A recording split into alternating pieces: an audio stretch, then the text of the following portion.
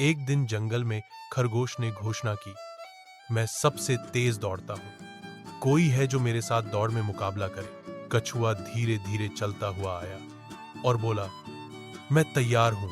सारे जानवर हौंसने लगे। क्या कछुआ दौड़ में खरगोश का मुकाबला करेगा?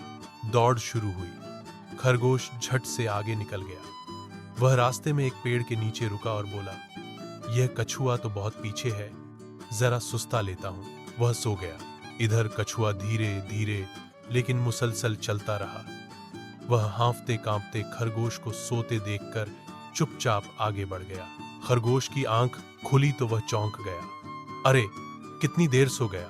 वह दौड़ा, लेकिन जब वह फिनिश लाइन पर पहुंचा तो सब जानवर तालियां बजा रहे थे। है क्यों न कछुआ पहले पहुंच चुका था।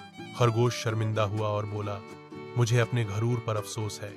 आइंदा कभी किसी को कमजोर नहीं समझूंगा। कछुआ मुस्कुराकर बोला, मेहनत और सब्र हमेशा जीतते हैं। सबक।